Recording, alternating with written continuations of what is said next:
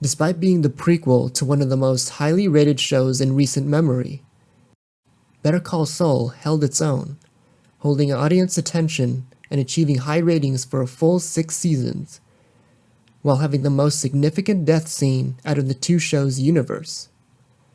How did the writers get it right? How did the show build up our perception of Howard Hamlin in the lead up to that final moment? Watch along to find out.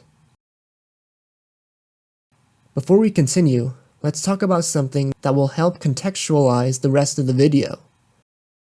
Sigmund Freud divided the psyche into 3 different concepts: the id, the ego, and the superego.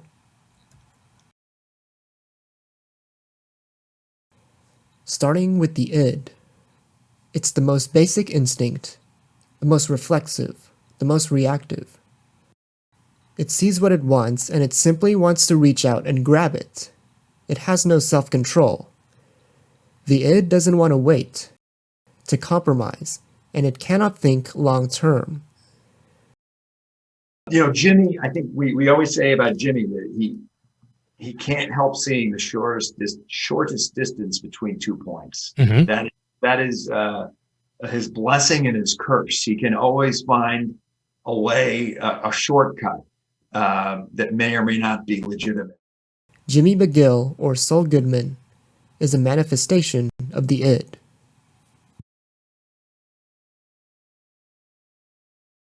Next is the ego. Unlike the id, the ego is intelligent enough to respect boundaries. It's intelligent enough to account for its environment. It knows that to get a little, you have to give a little. It knows that to get what it wants, it has to play by certain rules, project a certain image, and behave a certain way. And it understands the value of maintaining long-term relationships. Without the ego to vouch for it, the id will eventually run itself into the ground. It needs the ego to make reality tolerable to it. The ego is on the front lines, getting things done, making the right compromises, and is the center of conscious awareness. Howard Hamlin spends a lot of the series trying to keep both Chuck's and Jimmy's worst instincts at arm's length, for the good of the firm. He's also made to be the center of attention, having the charisma and the people skills. With the right mix of personal ambition, intelligence, and integrity, Howard Hamlin is our manifestation of the ego. Finally, the superego.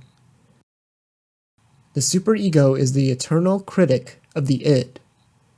It's the conscience, the sense of morality. The superego is disgusted with the impulsiveness and corruption of the id, and constantly tries to push and influence the ego to do the right thing. The law is sacred. If you abuse that power, people get hurt. This is not a game. You have to know on some level, I know you know I'm right. You know I'm right. The superego is a judgment that the id fears and that the ego tries to live up to. Our manifestation of the superego is Chuck McGill.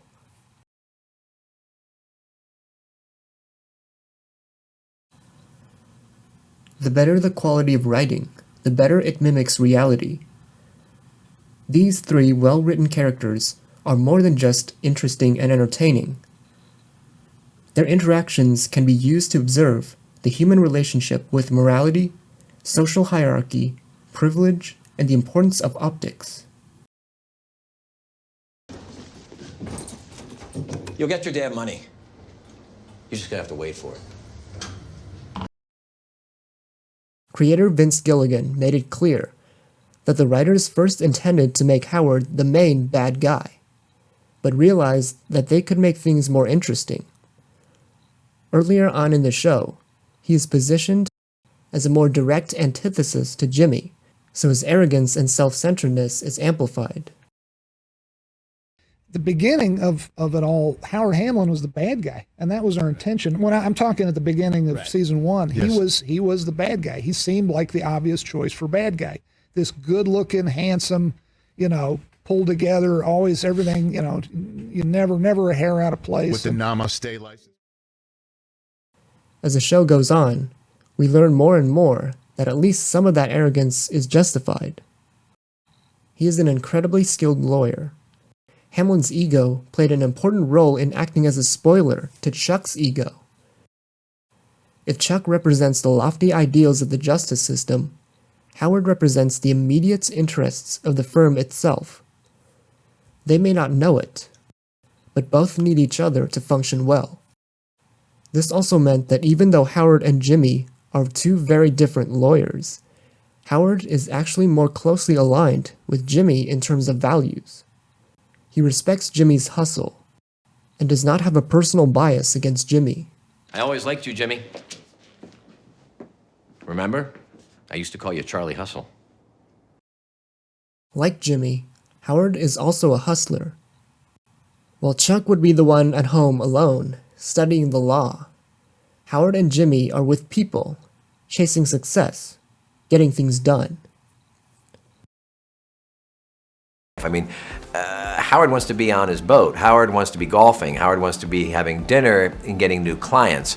And instead, he's having to get his hands dirty with all of this, human drama, which I don't think is his forte or what he wants. After Chuck died, his position on the show changed even faster, finally showing that his peak position in society does not mean that his life is easy. Hamlin is essentially the face or the outer core of what is supposed to be good and right. But of course, life is complicated and difficult in the show, just as in real life. Being an ego is difficult because you're not just driven by the ideal, by the standards of moral purity, as much as you are by a very selfish practicality. Early in the show, Howard is smart enough to see that bringing Jimmy into HHM would be disastrous for the firm. You cannot hire fraudsters like Jimmy. The firm has an image to protect. To Jimmy and Kim, this is just selfish arrogance. They think he has some agenda against Jimmy. But he doesn't, because Howard is simply calculating for what is right for his firm. What I like playing about him is I think Howard is always looking out for the benefit of HHM. And he tries to maintain an equilibrium of being nice to people, but leading up until this season, we've seen that he'll pretty much do whatever he needs to do in order to protect that. Unlike Chuck, Howard's problem with Jimmy wasn't personal, it was practical. Because he is, himself, driven by personal interest. On a personal level, Howard never had a problem with Jimmy as long as he isn't hurting Howard. This is proven when Howard doesn't stand in the way of Jimmy being hired at Davis and Maine, really triggering Chuck's purification complex. And to further prove that Howard isn't primarily driven by Chuck's morals, he later offers Jimmy a job at HHM after Chuck dies, in a desperate attempt to inject some new life into the firm. All you care about is your share of the payout. It's like talking to Gollum. You're transparent and pathetic. You want a handout? Here. Even though he knows what Jimmy is like, by nature, he cannot resist what Jimmy offers when he is at his best. Success is Howard's forte, not morals, and he knows that Jimmy can deliver for him. The ego, because of its position between the id and the superego, has the task of being the mediator between the two demanding forces, in a situation or within an organization. Hamlin, through all of his imperfections and limitations, wrestles with the impulses of both, and, unlike the superego, cannot just take refuge in idealism, because they are expected to deliver results and find compromise between the idealistic and the practical.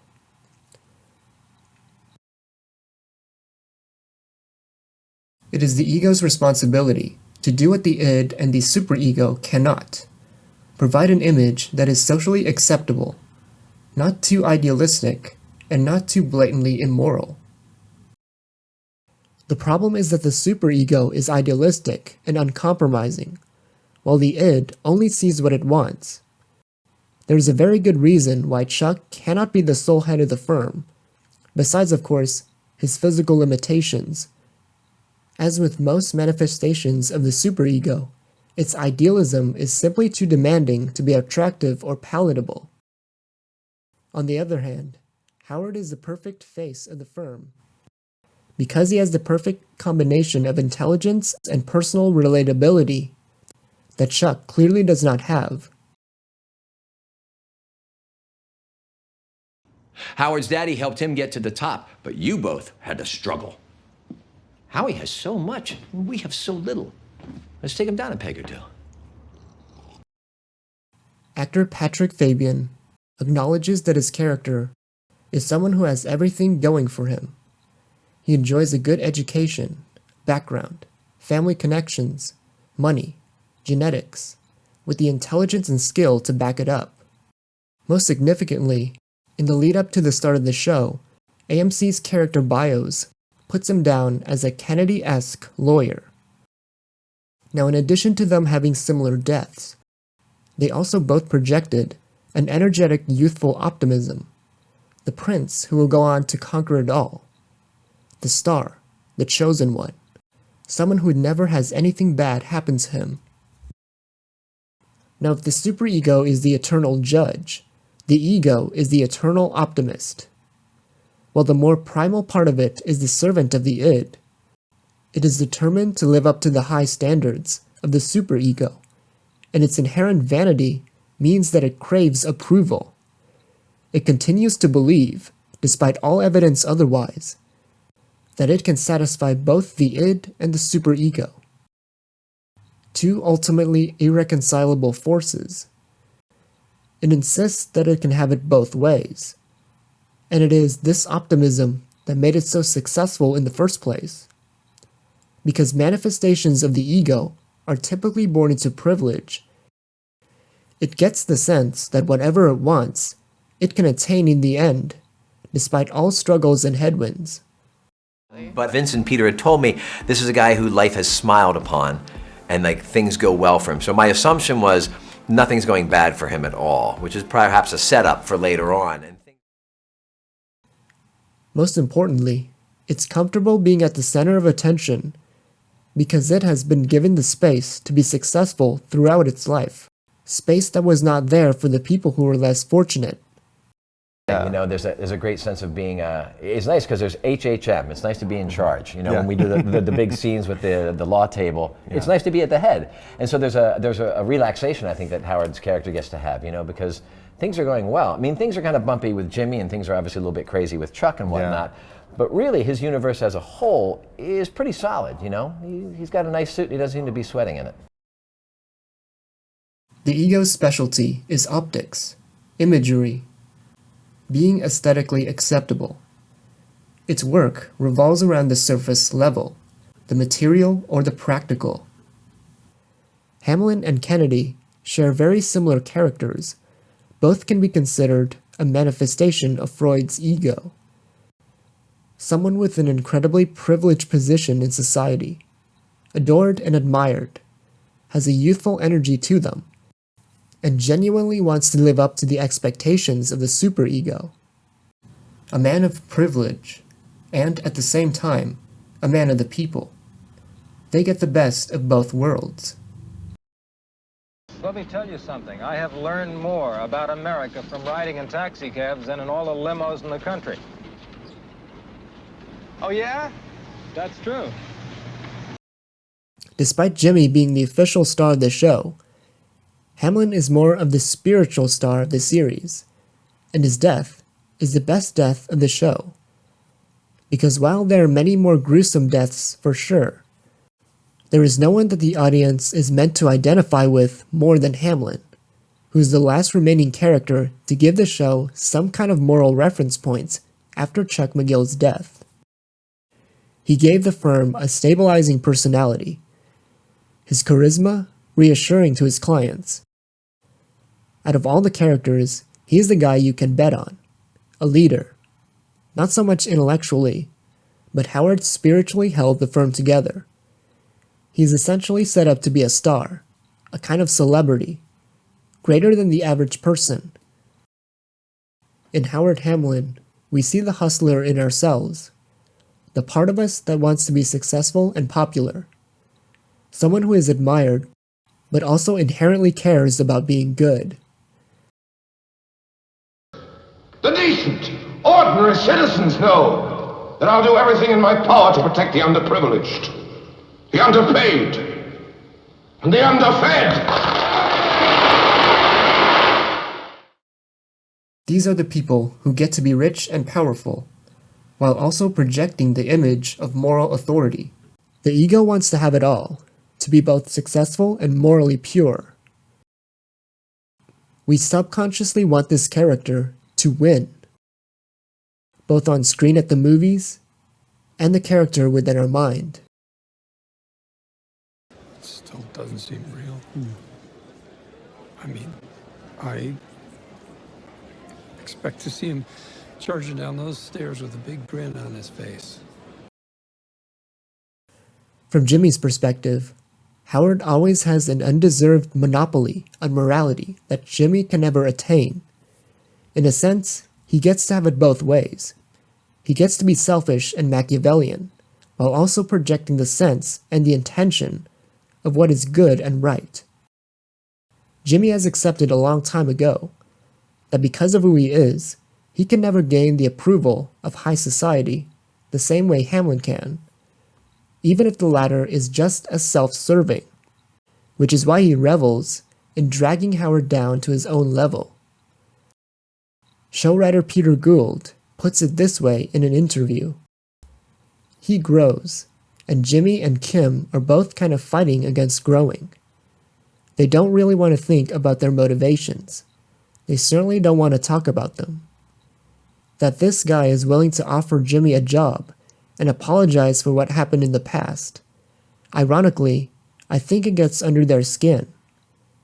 Howard, I think, really irritates Jimmy and Kim because he's telling the truth by his lights. Jimmy and Kim both enjoy being rebels against the system, a product of their early childhood experiences with authority figures who don't deserve their authority. Jimmy then adopts a troublemaking, rebellious character, while Kim holds on to this disillusionment. They both carry this into adulthood, so even when life hands them opportunities for a normal, respectable, appropriate career path on a silver platter, they never seem to be comfortable with it, and they instead get off on punishing these elites. So when they see someone who can actually be morally correct when they are not, it doesn't threaten them on a practical level, but at an existential level. And so they respond by tearing him down, not because of what he did to them, but for what he is and what he represents. To them, Howard is the system, and the system cannot be good.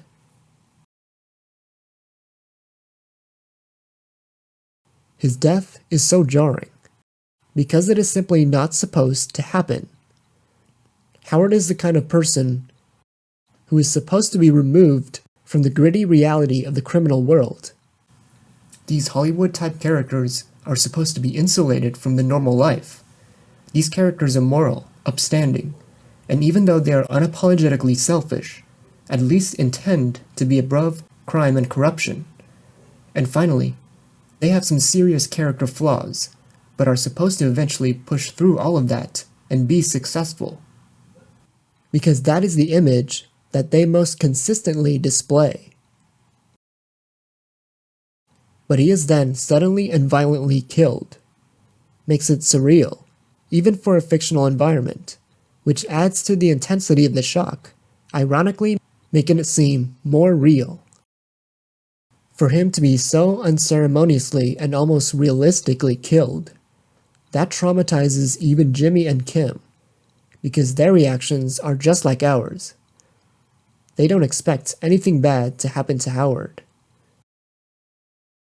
This elaborate plot just to burn me to the ground. Burn you to the ground. Howard, come on. You'll be fine. You always land on your feet. Yeah, sure. That's why they felt so free to use him as a punching bag again and again. They thought they could do this without consequence. But, as testament to his significance as a character, he was the one crime they couldn't get away with.